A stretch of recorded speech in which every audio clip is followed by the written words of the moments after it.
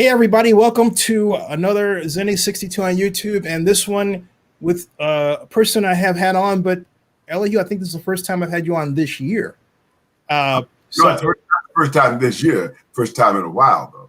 First time in a while. That's right. First time in a while. Nonetheless, I haven't had you on as often as I should. Now you're back. Welcome. How you doing? I'm doing fine. You know, under the circumstances, we're in a time of mass insanity, and I think people are concerned about the virus. People are concerned about police brutality. People are concerned about their own economics. I mean, it's really not a great time for calm. That's for sure. Hey, so for those of you who don't know, Mayor Harris, I always refer to him as boss because he was precisely that. I was his economic advisor between 1995 and 1999. Elihu still ranks as the youngest person ever elected to the California Assembly, if I'm not mistaken, and he served for the Assembly. Somebody broke the record on the youngest now. Actually, Sebastian Ridley Thomas was elected at 26. Oh, that's right, Sebastian Ridley Thomas. Yeah, that's right. Records are made to be broken. But here's the thing, though. The pew that the two of you are in is a very small one in the church. So right. just saying, right at the front. And two-time mayor of Oakland, I argue the most successful mayor we've had in our history outside of Lionel Wilson, and did a lot of great things for Oakland that really should be the subject of a 2-hour show. That's another story. But put on your mayor's hat again, Elihu, and tell us, first of all, what do you think about the Black Lives Matter protests and the Oakland response, and even why they happened? You know, the George Floyd murder specifically. There's several things. One, the protest, I think, is certainly legitimate. We saw it not only in Oakland and California, but all around the country, all around the world. People were angered. For the first time on camera, they saw the police brutality that Black folks have been talking about for decades, if not centuries. We saw a man murdered before our very eyes by someone under the color of authority, who I guess thought he was 007 with a license to kill, because he didn't seem to care, even though he was being filmed. I think that was too much, even for the average person. Racists could not stand to look at themselves in the mirror and say that was okay. So I think we turned a corner in that regard. How long it lasts, that will be the ultimate test. What it changes, that will be the ultimate test. Whether or not, in fact, we change our behavior, change the culture of policing, I think is going to be the real question we need to ask and needs to be answered. Do you think that, I'll just get this right out of the way now, their calls to defund the police, what are your thoughts about that? Not going to happen.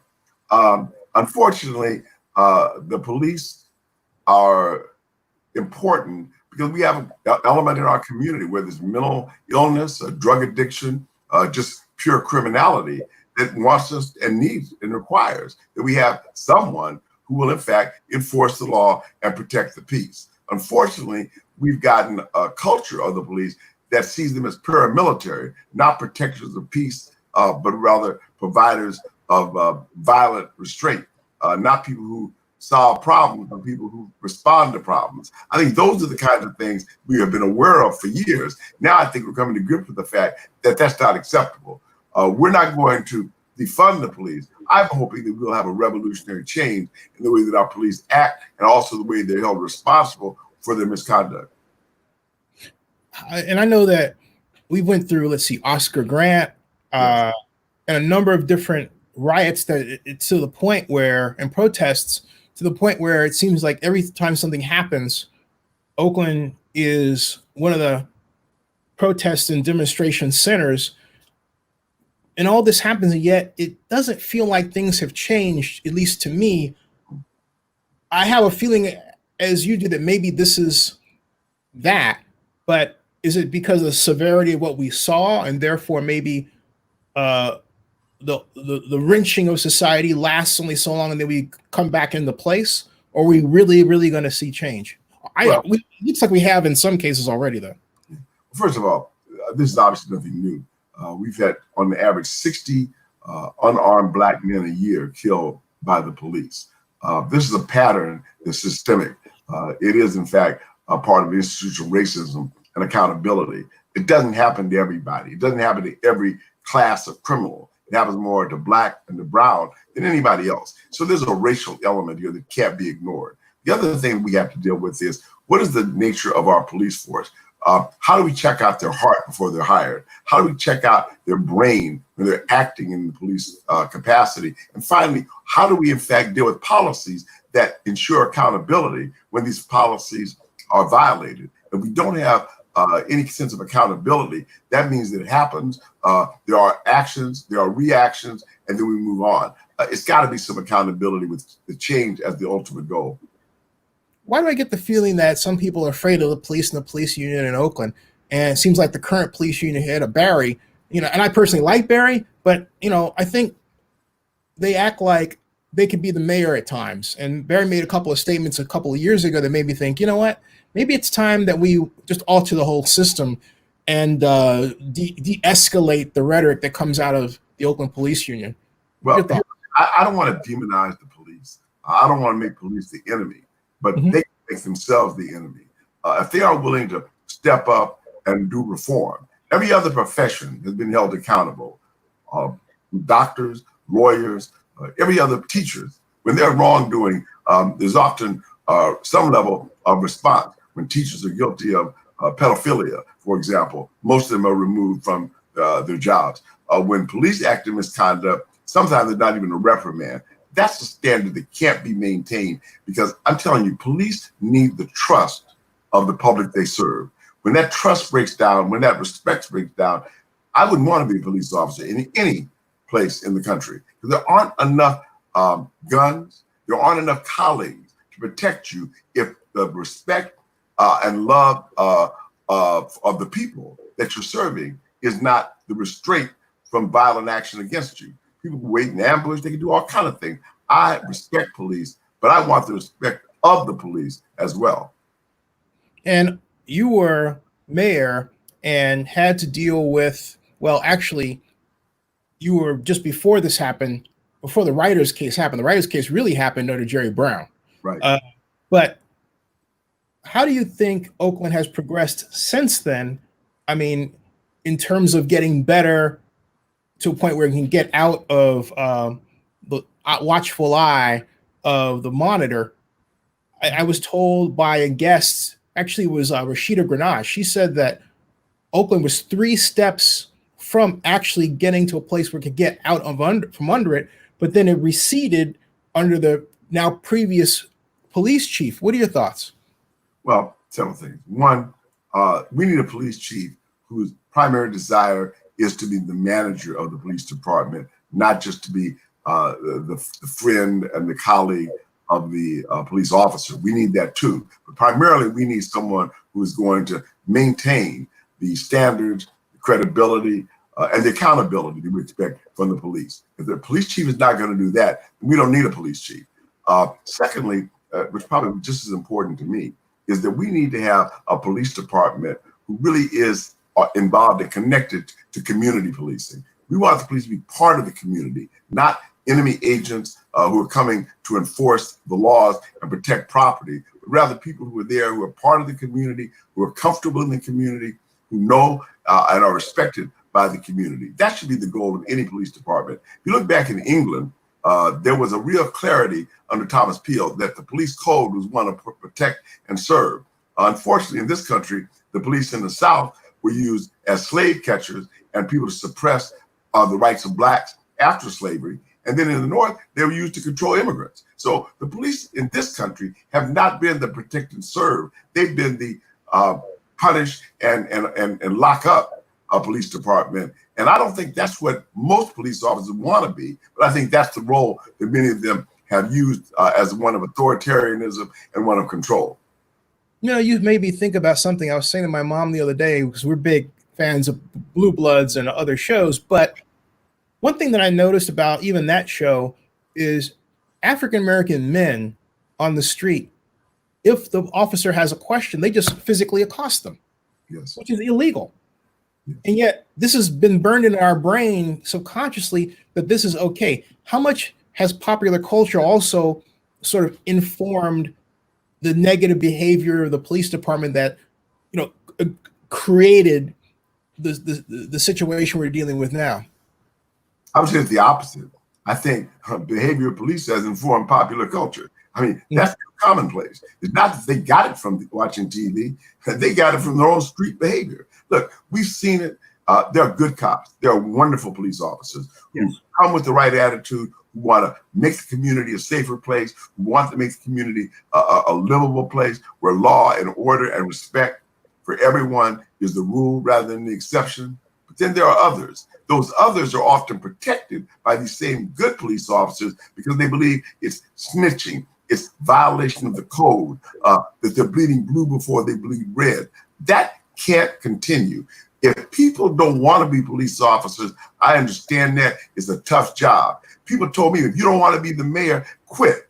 It's a tough job. So I'm telling you, I don't apologize to asking police to be professional, to be humane, and to take on that tough job, because that's what they signed up for. It doesn't mean they should be mistreated or disrespected. In fact, the opposite.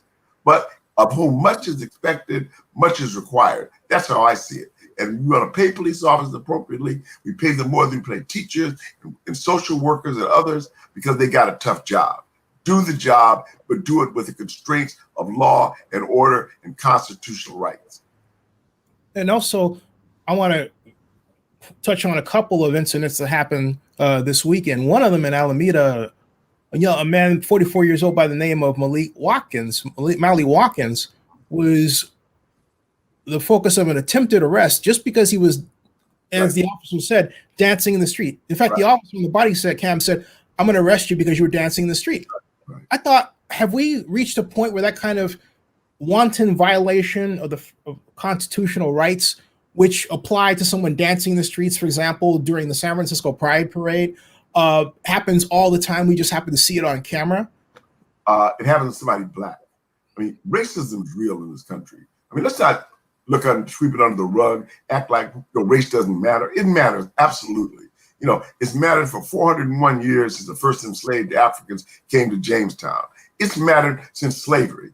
Dred Scott said that no white man has to respect black men's rights. In other words, the real wording of that constitutional decision was no black man has rights that white men are bound to respect. Even though that has been overturned by the 13th Amendment, there's still plenty of people who believe it and think it's still the law, and the Supreme Court has never really spoken to it and still upholds many actions against blacks simply that are performed on the basis of race.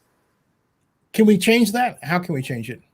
I think you change it with laws. You change it with getting courageous people in public office, at the city council, legislative, and congressional levels, people who are more concerned about right than they are about being perpetually elected. I think it's also a matter of people understanding the Constitution. People who want to apply the Constitution as it was not only written but amended are the people that ought to be on the Supreme Court. If all the people on the Supreme Court are going to do is respect white privilege, then those are not the people that I want to see exercising judgment or discretion. I want to shift gears too and talk about something related to what we're talking about, and that is not just the protests, but the damage to businesses that was caused and the city response. First of all, as one who's been the boss of Oakland, what do you think about the damage caused to the downtown, and how should the city have addressed that? Well, several things. One, there are rioters and there are looters. Rioters are people who are acting without discretion or constraint.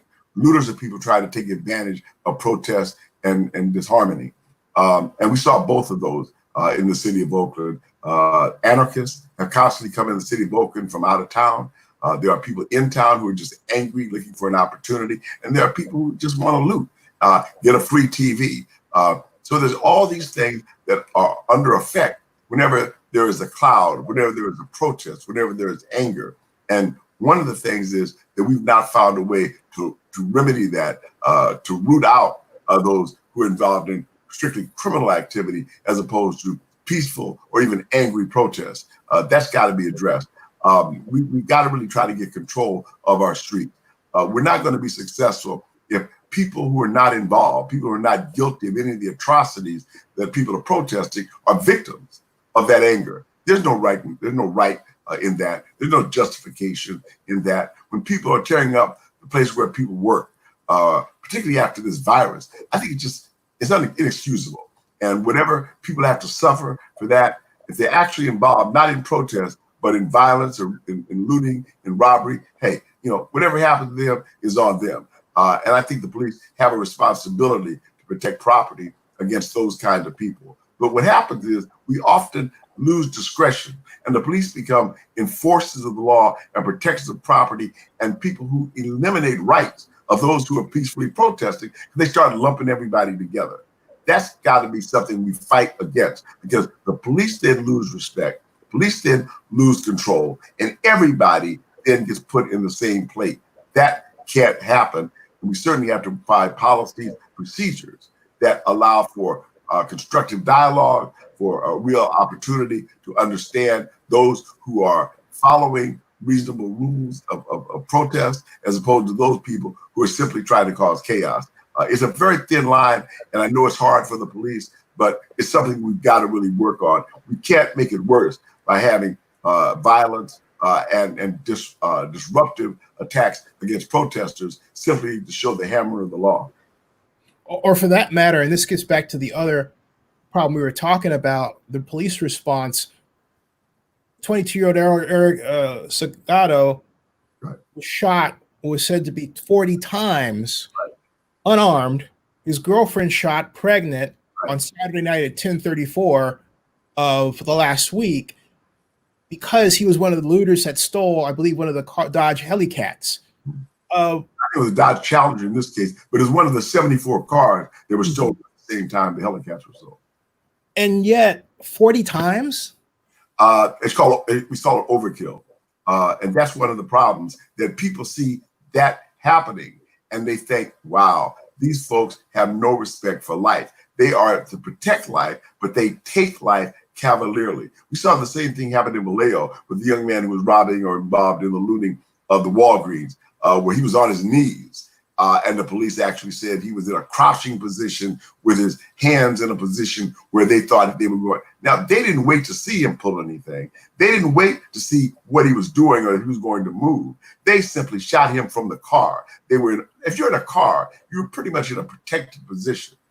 They didn't wait to get out of the car. They didn't tell him, stop, get on your stomach. They just start shooting. I just don't understand it. I want a police officer to explain to me, other than, look, the other thing we know now, and the Congressional Black Caucus is talking about changing the standard from reasonable to necessary. Reasonable is in the eye of the beholder. I thought, he seemed, he moved. No. What would a reasonable person do is not the standard. What was the necessary amount of force that police officer needed to do to protect himself and to protect the peace in the community? We don't use that standard. That's the standard we ought to use. If a police officer can't live with that standard, again, don't be a police officer. It's a tough job. We hold military officers to the Geneva Convention. There's got to be something at least that hard, if not higher, for people who are dealing with civilians in their own country. There's a model, it seems, for police reform out of Camden, New Jersey, that's been mentioned by a number of people. Do you see that as possibly being something Oakland should do or look at? Or there are a lot of models. I was on a town hall meeting last night in Stockton.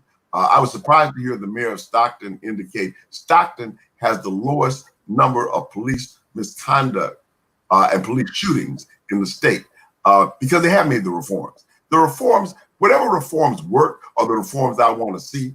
There's no magic answer. Every community is different. The circumstances different, levels of poverty, poor education, unemployment. All those things are factors in lawlessness.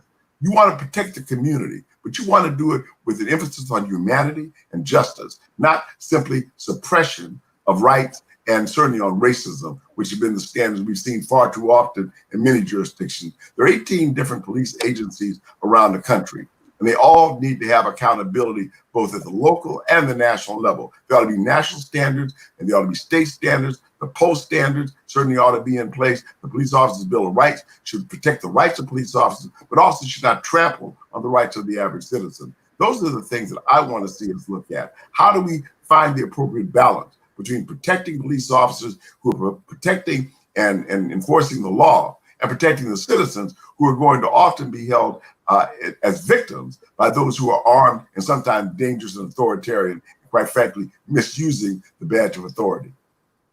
Also, that brings up another thought in my mind, and that's the pandemic itself.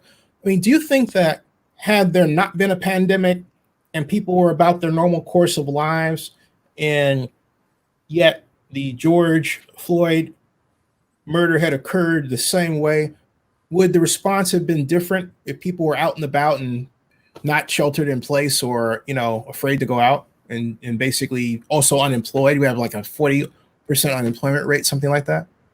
It's not that high, but here's the deal.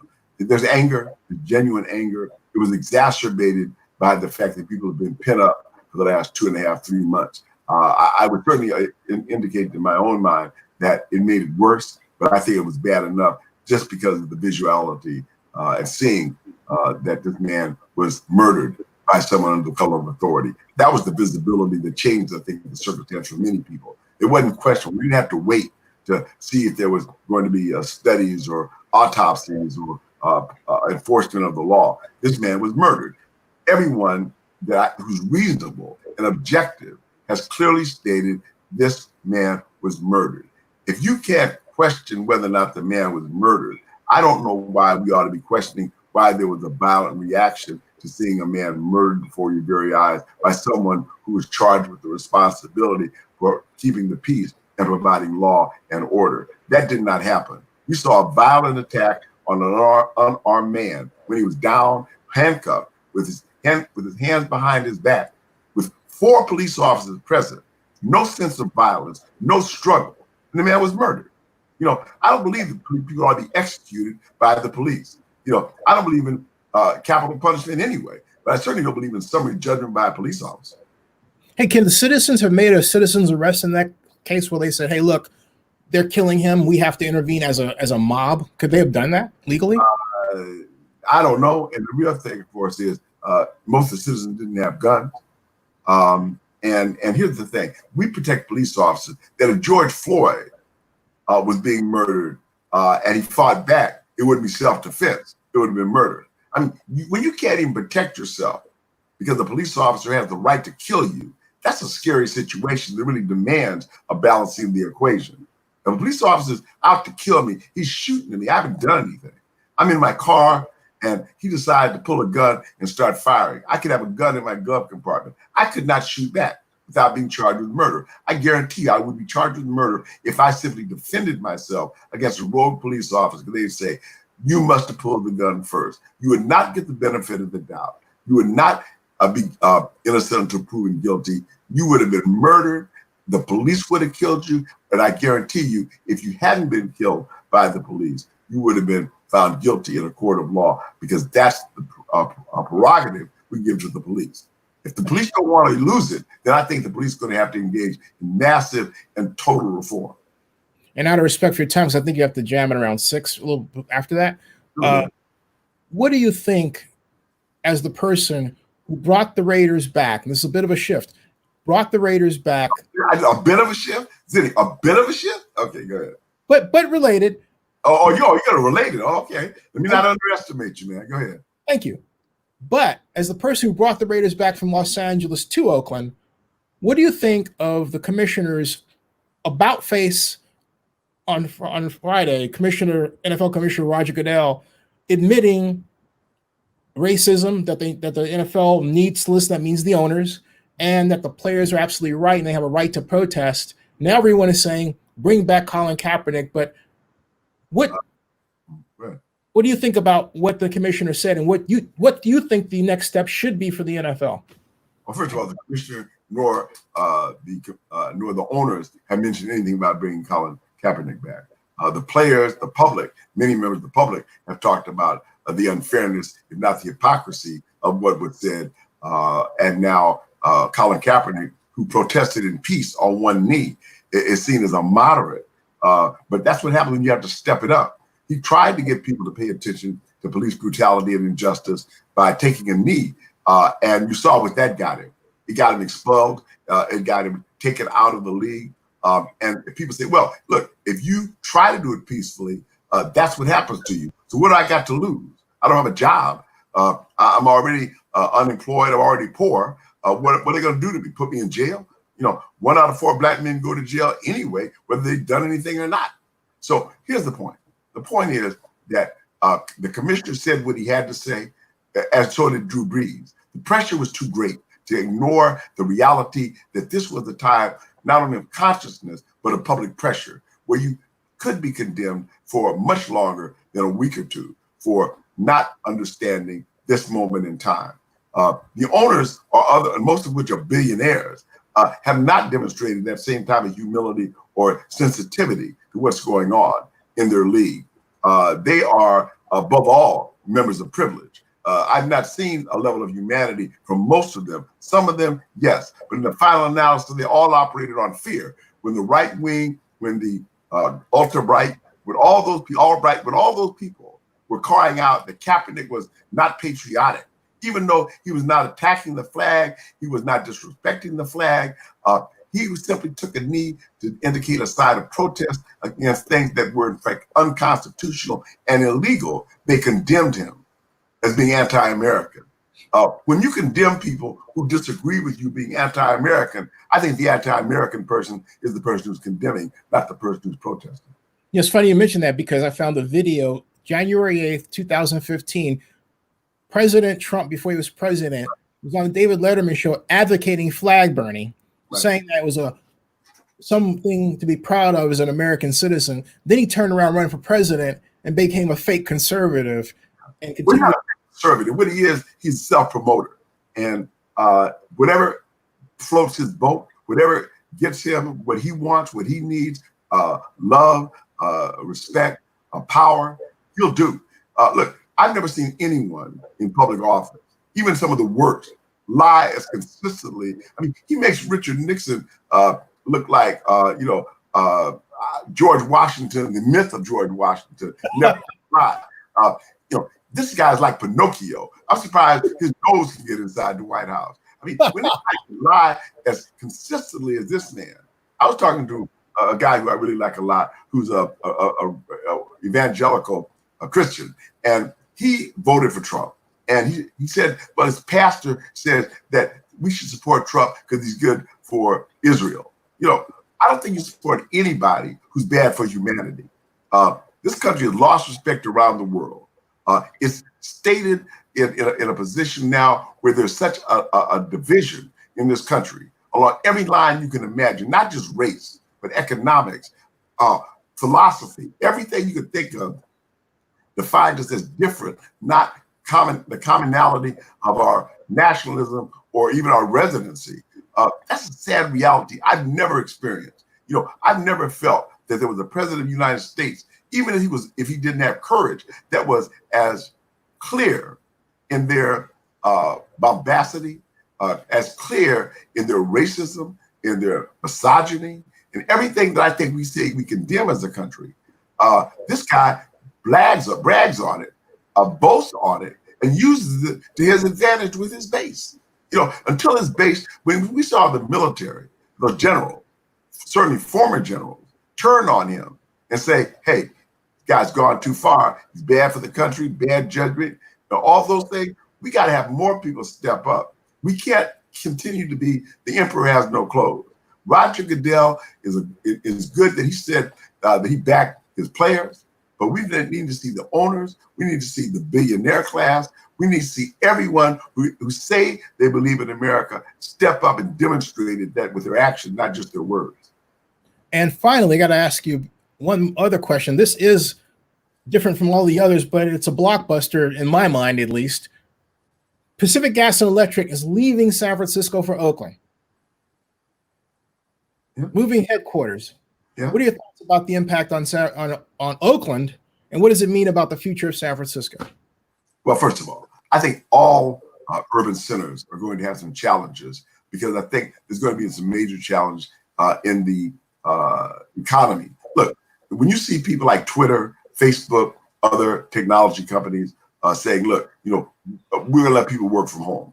They don't need to come in. Zoom meetings are fine. Look, I haven't really been to a meeting in 3 months, but I have plenty of meetings on Zoom. And I think that that's going to become more the rule. Why should I fly to New York for a 1 hour meeting if I could do it on Zoom? I think you're going to see many more meetings. I think it's going to have an impact on the travel industry, the hotel industry, and the hospitality industry overall. I think restaurants are not going to be the same. You're going to have fewer people willing to spend $50, $75 to eat out when they can get something and eat at home. I think it's going to have a challenge in theaters. We've already had theaters that are talking about selling those properties for other uses because they don't think they'll be able to have enough people in them in the foreseeable future to be able to make those theaters financially feasible. So there are a lot of things that may be happening. I don't think it's just Oakland and San Francisco or San Jose. I think there's going to be some fundamental changes in real estate. I think we're going to see that more and more people are going to be telecommuting. I think more and more restaurants, other than places like fast food places or Starbucks, are going to be not coming back into business. I think there's going to be a lot of shifts. I think the shift of PG&E from San Francisco to Oakland was economic, and I believe other people will be making economic decisions, including a lot of shopping centers that are going to go out. Hilltop in Richmond, for example, the major anchors are Walmart, JCPenney, and Macy's. JCPenney and Macy's are closing. I think it's sustained a 1,000-acre shopping center with a Walmart.